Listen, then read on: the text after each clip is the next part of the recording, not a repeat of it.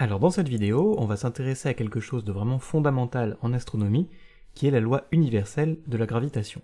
Donc comme on l'a vu dans les autres vidéos, la première loi de Newton nous indique que normalement un objet, s'il ne subit pas de force, eh bien doit avoir un mouvement qui est soit précisément sans mouvement au repos, soit qui se déplace en ligne droite. Or, dans l'espace, qu'est-ce que l'on observe si on regarde par exemple les planètes qui tournent autour du Soleil? Eh bien on observe que ces planètes, selon ce que nous décrit Kepler, se déplacent autour du Soleil sous la forme d'une ellipse. Donc ça, c'est assez étrange, puisqu'on pourrait se demander tout simplement pourquoi est-ce que les planètes ne se déplacent pas en ligne droite. Et c'est précisément ce que va se demander Newton. Donc Newton, on le voit ici sur la gauche, on commence à le connaître, on l'a vu dans plusieurs vidéos, et comme Newton observe que les planètes, eh bien, ne respectent pas sa première loi, la raison la plus logique, c'est qu'elles doivent subir une force pour justement déplacer, pour modifier leur trajectoire rectiligne, si vraiment elle n'était soumise à aucune force. Et cette force, comme Newton va le postuler et va ensuite le démontrer, c'est la force de gravité. Donc aujourd'hui on connaît tous ce que c'est que la gravité, mais à l'époque de Newton c'est vraiment un phénomène qui est encore très incompris, et ça va vraiment être tout le génie de Newton de démontrer, d'expliquer ce que c'est que cette force. Et l'une de ses prouesses vraiment c'est de montrer que cette force est universelle. Et ça on le retrouve précisément dans le titre, la loi universelle de la gravitation, puisque on a tous conscience que les objets sur Terre bien tombent, sont attirés par a priori le centre de la Terre, mais Newton, lui, ce qu'il va postuler, c'est que cette force est non seulement présente sur Terre, c'est cette force qui attire les objets vers le centre de la Terre, mais c'est également cette force qui nous permet d'expliquer précisément l'orbite en ellipse des planètes et des astres en général.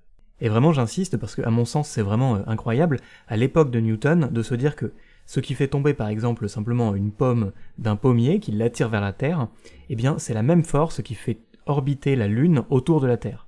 Vous voyez, c'est une même cause qui permet d'expliquer des phénomènes qui a priori sont vraiment radicalement différents, tant par leur distance que par leur magnitude. Alors cependant on pourrait se demander comment est-ce que ça se fait précisément que ce soit la gravité, cette force qui a priori fait tomber les objets sur Terre, qui explique également le mouvement de la Lune, puisque a priori la Lune ne tombe pas sur la Terre. Vous voyez par exemple en faisant un petit schéma en représentant ici la Terre, on pourrait se dire pourquoi est-ce que Newton nous dit que la Lune est affectée par la gravité, puisque a priori la Lune ne tombe pas directement sur la Terre, et plutôt elle est en orbite autour de la Terre, elle tourne autour de la Terre. Et en réalité, même si c'est assez difficile à concevoir, eh bien si, la Lune tombe en effet sur la Terre. Simplement, on peut prendre une autre expérience par exemple pour un petit peu mieux comprendre la situation. Imaginons que l'on soit sur Terre, ici, et que l'on jette une pierre à simplement 1 mètre de distance. Donc la pierre va être affectée par la gravité, elle va retomber assez rapidement. On l'a pas jetée avec une vitesse suffisante finalement pour qu'elle aille plus loin. On renouvelle l'expérience, on jette la pierre un petit peu plus loin, donc on voit effectivement qu'elle parcourt une distance qui est plus grande.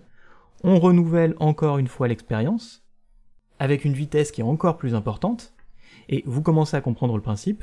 Si on jette la pierre suffisamment rapidement, eh bien finalement la pierre ne va jamais avoir le temps de retomber sur Terre, et c'est exactement ce qu'il se passe avec la Lune. La Lune se déplace à une vitesse qui est suffisamment importante, et elle est suffisamment éloignée pour qu'elle ne tombe pas directement sur Terre, mais simplement qu'elle orbite autour de la Terre. Donc en réalité, en effet, la Lune tombe sur Terre, simplement elle tombe à une vitesse et depuis une distance qui est suffisante pour qu'elle ne tombe jamais véritablement à la surface de la Terre. Donc ça c'est déjà une prouesse en quelque sorte de comprendre conceptuellement ça, mais Newton il va aller encore plus loin et il va montrer mathématiquement ce que c'est que cette force de gravité. Donc on va descendre un petit peu pour voir plus précisément ce dont il s'agit, et on va écrire tout de suite la formule de la force de gravité. Donc F gravité, la force de gravité, c'est égal à grand G. Grand G c'est une constante, c'est-à-dire c'est un nombre. On verra par la suite un petit peu plus précisément ce dont il est question, mais ici simplement voilà, retenez qu'il s'agit d'un nombre qui modifie un petit peu le calcul, mais vraiment la partie la plus intéressante de l'équation, c'est ce qui va suivre.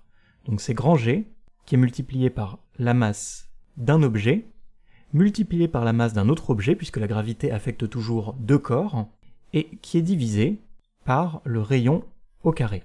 Donc ici par exemple, M1, ça peut être la masse de la Terre, M2, ça peut être la masse de notre corps,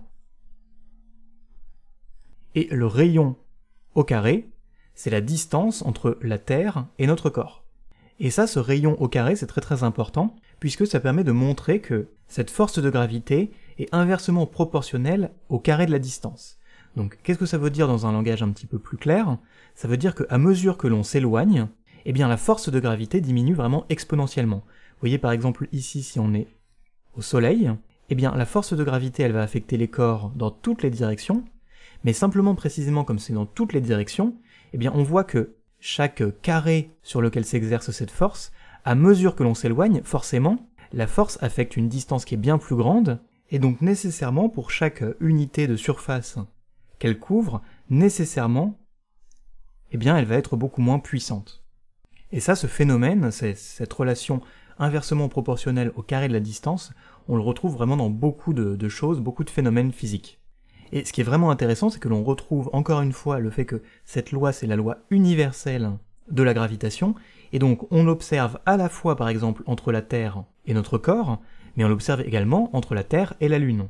Ou plus encore, elle permet également d'expliquer la raison pour laquelle lorsque l'on regarde par exemple les vidéos des missions lunaires, eh bien la gravité sur la Lune est beaucoup moins importante, et la raison de cela, c'est que la masse de notre corps est identique, ça ne change pas que l'on soit sur Terre ou sur la Lune, c'est notre poids qui change, on va voir la distinction dans un instant, mais simplement la masse de la Lune, elle, est nettement inférieure à la masse de la Terre, et donc on se retrouve avec un numérateur qui est nettement inférieur, et c'est la raison encore une fois pour laquelle cette force de gravité que l'on ressent sur la Lune est moins importante. Et donc simplement pour préciser, en effet, il faut bien distinguer la masse, qui est vraiment une quantité de matière.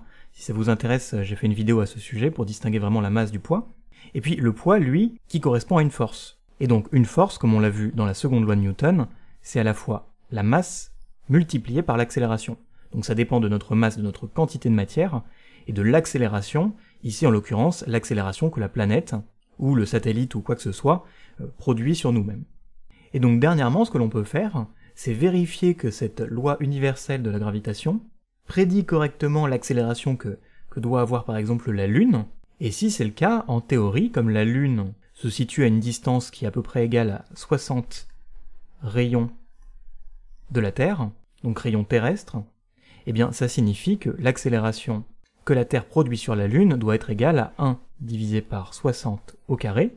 On retrouve bien, vous voyez, notre force de gravitation, donc c'est égal à 1 sur 3600.